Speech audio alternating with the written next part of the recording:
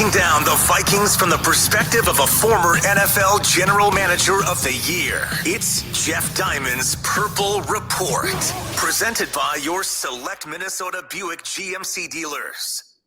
Welcome to Jeff Diamond's Purple Report, brought to you every Monday and Thursday, occasionally on a Wednesday, as is the case today, because the Vikings have a Thursday night game this week in LA against the Chargers. Brought to you during the Viking season by your select Minnesota Buick GMC dealers and the 2025 GMC Sierra 1500 on 1500 ESPN, available 24/7 on YouTube via link from the Score North website. I'm Jeff Diamond, former Vikings GM, former Tennessee Titans president. Our producer is Ross Brendel, does a fantastic job getting us on the air, finding all these great audio clips, interviews, even though the Vikings are coming off a rather disappointing Sunday loss to the Philadelphia Eagles, as we're well aware, and has put them, Ross, in a rather precarious spot, I would say, heading into this Thursday night game. And the NFL, again, doing no favors to the Vikings, sending them to the West Coast in a short week, which they did last year against the Rams, and that didn't turn out too well. As we recall, the Vikings lost that game coming off a tough home game against a top NFC team, which happened last year against the Lions, this year against the Eagles, which followed a win in London. Last year was against the Jets. This year was against the Browns, and then a bye week. So it's a pattern that has happened that the Vikings will try to break this week. And Ross, there's one more pattern they do need to continue. They, starting with the opener against the Bears, they've gone win-loss, win-loss, win-loss. So if they keep that pattern going, they're due for a win this week. It's not going to be easy. Not going to be easy against the Chargers and Justin Herbert. Well, boy, do they need a win, though, Jeff, for many reasons, but get a nice win before the quote-unquote mini bye. Another favor not done by them. This tends to happen to the Minnesota Vikings, probably happens to other franchises as well, but you pay attention to your favorite one the most. Could the Vikings ever just play a team that's not going to come in absolutely peeved off because of how they just performed the week prior? I do worry about that. I also love as you mentioned, Jeff, having to go on the road across multiple time zones. But you know what I call that, Jeff? Bulletin board material. That's what KOC can tell the boys. Here's what the league thinks of you. Well, you know what? Let's turn it back around on the league and win a football game tomorrow night. Yeah, that's what they need to do, and which they couldn't quite accomplish last year in a similar situation against the Rams, as we said. And we all recall that game with the no face mask call in the end zone that killed the Vikings' last chance when Sam Darnold was sacked for a safety. And so the Vikings this year go against the other LA team, against the Chargers. As we said, I think they're in a tough spot. They're 3-3. Every other team in the division has a winning record. Their next game we know is going to be extremely difficult at Detroit, where they've been swept by the Lions the last 2 years, haven't won in several years in Detroit. That's going to be a tough game. I really feel they need to split these next two games, and I think to count on winning in Detroit as one of those wins, I don't know about that one. It feels too early to say must win, but you said it about the Browns game a few weeks back. It might not be a must win, Jeff, but it kind of feels like a must win because, to your point, if you let the losses stack and you don't turn around 9-10 days later and you beat Detroit, suddenly you're sitting there at 3-5 and the math starts to get a lot more difficult for this team to get to where they want to go. Yeah, I think that's definitely true. And so after the Chargers, 3 of the next 4 games will be in the division, with the only other game, the home game against the Ravens. So a big game definitely on Thursday night, and we're recording here on Wednesday. Let's go to a couple of audio highlights and kind of examine the Chargers and what's happened to them this season.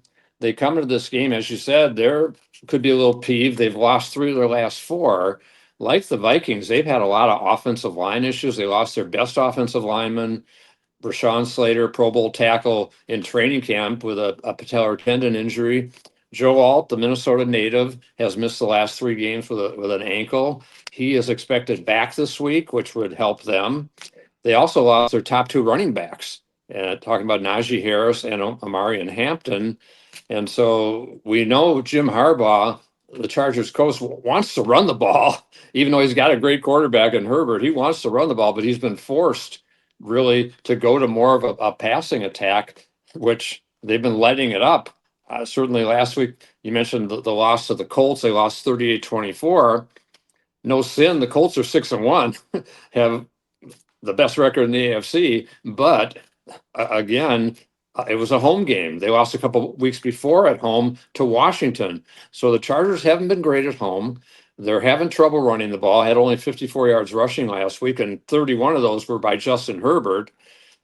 Went to the passing attack, and Herbert went off on the Colts, threw for 420 and 3 touchdowns, but he also threw 2 picks and was sacked 3 times with that offensive line kind of in disarray, similar to what the Vikings have experienced with their offensive line. So, but let's go to a couple audio highlights from that Chargers Colts game. And here was Keenan Allen, and he was a Viking killer a couple years ago in a big game here in Minnesota, week 3. Hard to forget that game because in that particular occasion, Herbert again threw for over 400. Keenan Allen had 18 catches in that game. So many of the quick screens, which we should expect to see again. 18 catches for 215 yards. And he also threw a touchdown pass, Keenan Allen did in that game. So maybe they'll get that one going too, even though Jim Harbaugh was not the coach at the time. But here was Keenan Allen catching a touchdown pass last week against the Colts. Take the handoff. Herbert out of the pocket. Avoids the sack. Throws for the touchdown. A low pass is handled for the score. Settles into his own spot. You'll see right here. Sees his quarterback scrambling, so he mirrors him. He says, I'm going to come with you towards the sideline. I'm going to settle down, give you a nice target, throw it low on the goal line, high on the end line. And Keenan Allen had 11 catches for 119 last week and that touchdown. Ladd McConkey, 9 catches for 67. Quentin Johnston, 2 for 30 and a touchdown. Oronde Gadsden, a 5th-round rookie tight end, 7 catches for 164 and a touchdown. Vikings are going to have to be careful of him, cover him with the safeties. And so there's a lot to deal with that Chargers offense that comes into this game ranked number 4 in the NFL, number 3 passing attack. And as we said, they've struggled the last few weeks and also have given up a lot of yards on the ground. In that game, we mentioned the Colts did sack Herbert 3 times, and here was one of those by DeForest Buckner. Herbert steps up, and Herbert gets dumped. Buckner Heating up, and Buckner is just going to find his way through 2 people. Watch him. Comes on the center, beats 77. Jonathan Taylor, the Colts' great running back, had a big game against the Chargers. As I mentioned, the Chargers have been giving up a lot of yards on the ground recently. They've given up an average of 150 yards per game over the last 4 games that they've gone 1-3 since that 3-0 start. So that's something that they're certainly going to try to shore up, and the Vikings want to try to take advantage of in order to kind of balance the offense for Carson Wentz. We know that. And the Chargers come into this game ranked 19th in the league against the run. Aaron Jones could be returning this week, which would be a boost to the run game and the passing attack as an excellent receiver out of the backfield. And this should be a week where Jordan Mason can do some good things. And basically, Christian Darrisaw played his first full game. They had Donovan Jackson back last week. Run the ball behind Darrisaw and Jackson and stick Josh Oliver over there, which they should have done, Ross, when they had 2nd and 1 from the 6-yard line against the Eagles, and they go pass. And even though the last pass was a touchdown to Jalen Naylor, but it was called back for a kind of a phantom holding call on Blake Brandel, who had an awful day. We know that. And we'll see if he holds his job over Michael Juergens. Kevin O'Connell kind of indicated that job is up for grabs this week. We'll see how that one plays out. But Jonathan Taylor, here was his ninth TD of the 2025 season. Taylor sets up as a receiver. Now they do a jet sweep to Taylor. Taylor, zigzag move. Taylor works in for the touchdown. Man, is he good, Jeff. Borderline unstoppable when he gets rolling. Yeah, he definitely is. And the Colts, one of the surprise teams in the NFL, as I mentioned, is 6-1. Vikings Eagles last Sunday.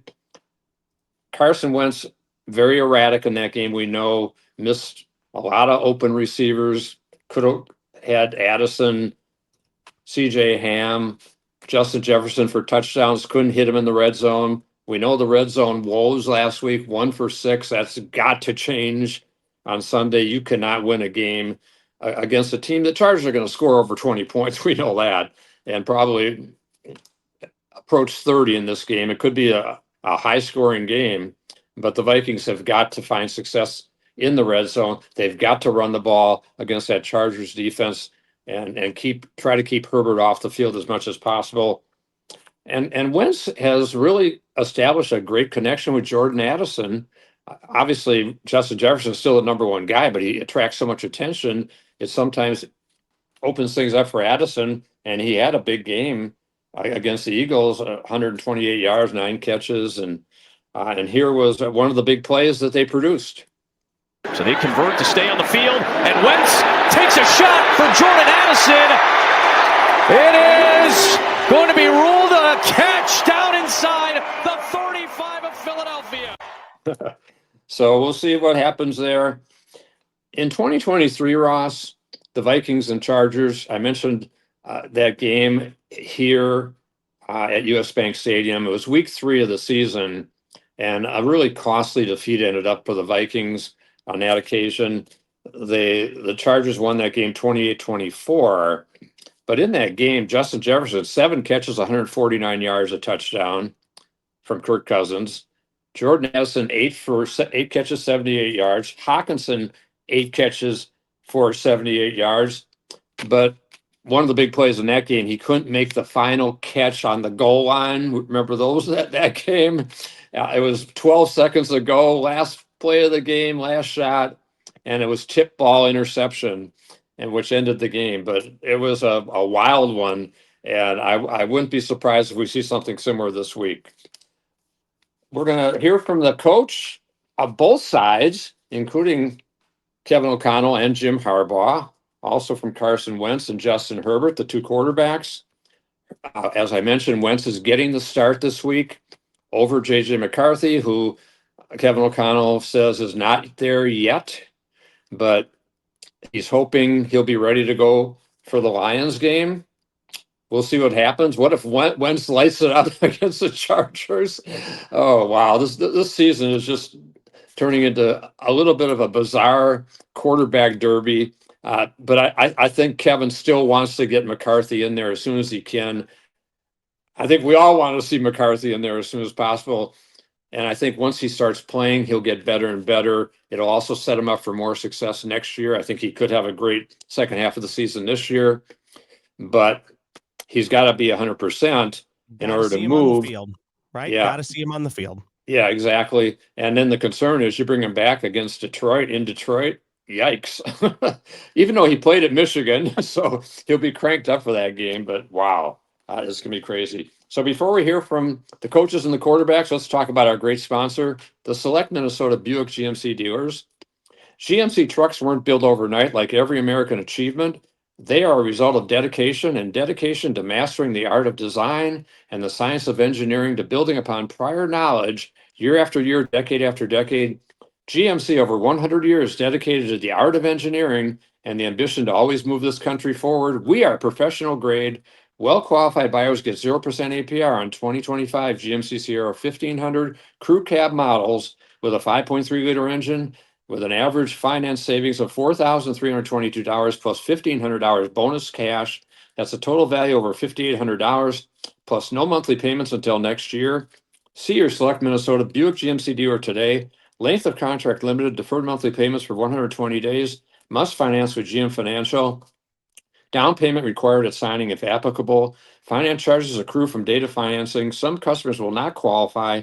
Savings based on bank rate of 5.64%. Not available with lease and some other offers. Take new retail delivery by 11/3/25. Couple keys to this game. I already talked about the Vikings need to run the ball, need to stop the run, and the DBs have to play a lot better, cover a lot better than they did against the Eagles. We're talking to you, Isaiah Rodgers. We're talking to you, Byron Murphy, Pro Bowl corner, who let A.J. Brown catch a touchdown pass on him.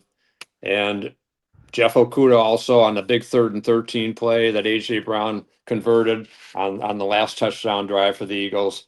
Those corners have to play better. They got to get more help from the safeties. Don't put Josh Metellus in single coverage on an elite wide receiver, as happened on the first touchdown to Brown last week. That can't happen, especially with a 3-man rush. That was bizarre. So I think the Vikings have to make some adjustments in how they're playing this game, but yet again, put the pressure on Justin Herbert, which they blitzed him heavily the last time that these two teams met a couple of years ago. Winning the turnover battle is going to be key.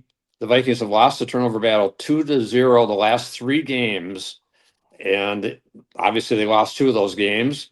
And also, they only have 7 takeaways this year, Ross. 33 last year led the league. Only 2 interceptions this year. 24 last year led the league. That's got to turn in order to help this team and the offense and the defense get on a roll here as we hit midseason. You know as well as I do, Jeff, what will increase that turnover ratio or turnover rate? Get pressure on the quarterback and meaningful pressure. Force him off rhythm, force him to make throws that he doesn't want to do. And how about this, Jeff? I got a prediction. How about a strip sack fumble recovery on Thursday night? I'm feeling it. There you go. That would be good. Jonathan Grenard is a guy, has 1 sack this year, had 12 last year in a Pro Bowl season. Andrew Van Ginkel is back limited at practice. They have missed him badly, and I think that's a really kind of underrated factor in what's happened this season, that he's only played a couple games. Dallas Turner has done okay, but the Needs to problem be for more, Dallas right? Turner, he needs to make more plays, needs to make more sacks. He had trouble keeping Hurts contained. Hurts got outside, especially on that big 3rd and 13 play. Van Ginkel is just a savvy guy. We saw that last year. 2 touchdowns, interception returns, double-digit sack guy. They have really missed him. But hey, you got to say, Ross, every team's got injury issues. The Lions were missing their entire secondary against Tampa Bay this week, and they won the game. So And they played well. And they played well, by the way. Exactly. So you can't. How about a patented Van Ginkel interception at the on one of those quick passes you were talking about earlier? How about one of those for the Gingster?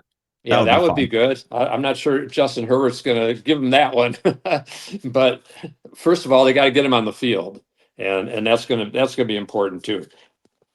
Let's hear from the head coach, Kevin O'Connell. He was talking about the progress McCarthy has made, and also talking about the potential return of Aaron Jones. Yeah, it's just an update. Earlier this morning, we did put J.J. McCarthy through an on-field workout just to see if he had a chance to make it this week. J.J., the medical staff, myself, we're all kind of encouraged about where he's at and the progress he's making, but he's just not there.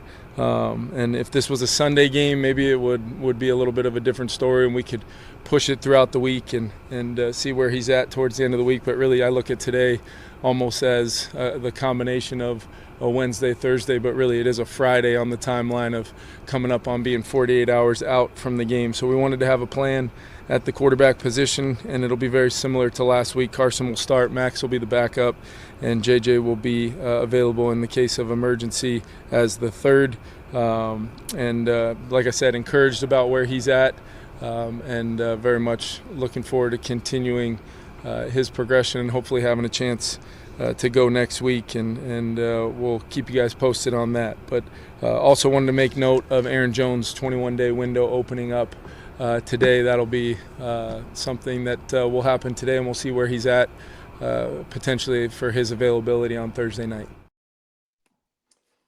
Carson Wentz, we've been talking about, and personally, I've seen enough of Carson to know that he's basically at this stage of his career a 500 at best quarterback, and just making some really good throws, and then just making some just bad throws into the ground. Even the overturned call on TJ Hawkinson, which I thought should have been a touchdown.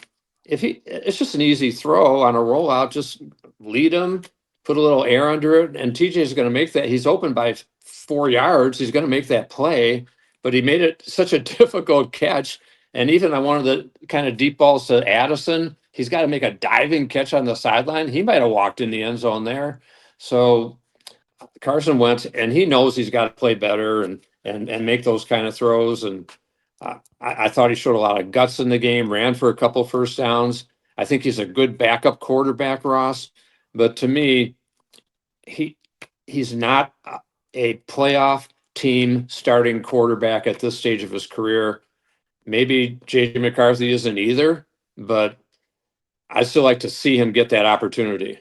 Yeah, that's the difference. I think Carson Wentz has played well enough to earn himself jobs in the NFL as a backup quarterback going forward. He probably hasn't played well enough to even be that stopgap guy, Jeff, that you maybe ask to start 10, 12, or an entire season's worth of games. Will you let a potential rookie quarterback marinate? But you hit the nail on the head.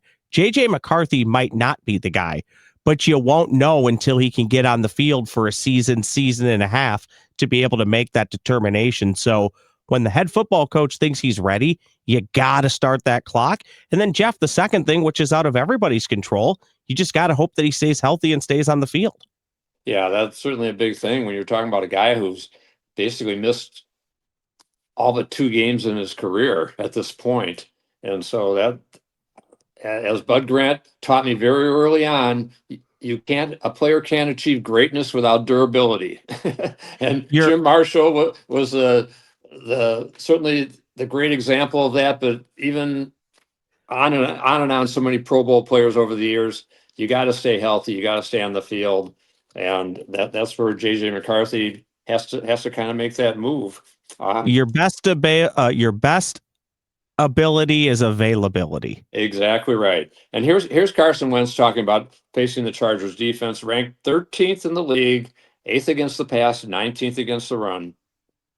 Yeah, they do a good job. I was in that division last year, so I got to see them twice. A lot of respect for the way they do things. Honestly, they make it tough. They don't do anything crazy. But what they do really sound. They have good players, and they mix it up just enough to make it complicated at times. And so it's a fast defense. They fly around. They're pretty assignment sound. They mix up the personnel on the back end quite a bit. So it's gonna be a good challenge. Yeah, it's definitely going to be a good challenge. We know that, especially on the short week and traveling to the West Coast. Carson Wentz, 89.3 passer rating this year, ranks 21st in the league. So it's just not good enough at this point in time for a Viking team that really needs that quarterback to lead the way when you've got the quality of receivers that he's got on this football team. Jim Harbaugh was in the running to be the Vikings coach when Kevin O'Connell got the job, and Harbaugh allegedly took his name out of the mix when probably right before O'Connell was going to be hired. At the time, Jim Harbaugh was the head coach at Michigan, which worked out pretty well for him because they won a national championship. And who was his quarterback on that team? JJ McCarthy. They're not going to have the expected reunion that I think we all had hoped to have. That they're going to see each other in LA on the field, but it's not going to be McCarthy facing Harbaugh and the Chargers. It's going to be Wentz on this game, unless Wentz gets hurt and Max gets hurt, the number 2 quarterback, because JJ is the number 3 quarterback, obviously in this situation. Max Brosmer, I'm talking about. Jim Harbaugh, I think he's a great coach. And he's won everywhere he's been. He took the 49ers to a Super Bowl. He took Michigan to a national championship. He's a great coach. He knows how to adjust to what he's got talent wise. He knows Justin Herbert is a Pro Bowl quarterback, got great receivers, and their running game. They've lost their top running backs. Their offensive line has been hurt by injuries. Here's Harbaugh talking about the Viking defense and about Justin Jefferson and his receiving core. Yeah, really, really good. Really well schemed up. Really talented players, and they do a lot of things really well. That's what I've seen. Kevin O'Connell announced today that Carson Wentz is going to be starting. Just how are you guys preparing for him? Yeah, that's the direction that we're anticipating. What's the biggest challenge going against Justin Jefferson? Great player, great competitor, elite skill set, at the highest challenge, and guys have been working, and other good receivers too. I mean, great receivers, talented group. Jim Harbaugh entering his Bill Belichick stage of life in that press conference, Jeff. Yeah, not real animated. I guess that's what happens when you've lost 3 out of 4, lost 2 straight after starting 3-0, including a win over Kansas City, by the way, down in Brazil. So the Chargers could be an angry bunch come Thursday night. We know that. We're going to hear from Justin Herbert in a second. Let's first hear from our great sponsor, the Select Minnesota Buick GMC dealers.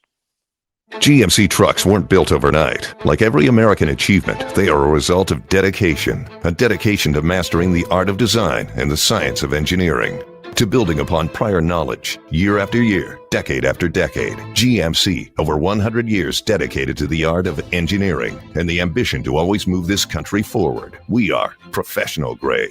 Well-qualified buyers get 0% APR on 2025 GMC Sierra 1500 Crew Cab models with a 5.3-liter engine with an average finance savings of $4,322 plus $1,500 bonus cash. That's a total value over $5,800 plus no monthly payments until next year. See your local GMC dealer today. Length of contract limited. Deferred monthly payments for 120 days. Excludes residents of Pennsylvania. Must finance with GM Financial. Down payment required at signing if applicable. Finance charges accrue from data financing. Some customers will not qualify. Savings based on bank rate of 5.64%. Not available with lease and some other offers. Take new retail delivery by 11/3/25.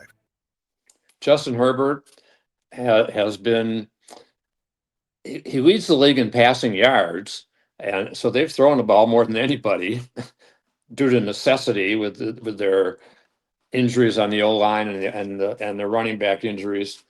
Justin is the 15th ranked quarterback, 94.5 passer rating. He is dangerous running the ball too. He had 60 yards on the ground against Washington 3 weeks ago, had 31 yards against the Colts. Here's Justin Herbert talking about facing the Vikings. We haven't been able to have a ton of time watching so far, but they do a really good job getting after the quarterback. They're going to bring a lot of pressure, and they've got a really good front seven, really good cover guys, and some really good linebackers too. They're really well coached, and I think we played against them a couple years ago, and very tough opponent.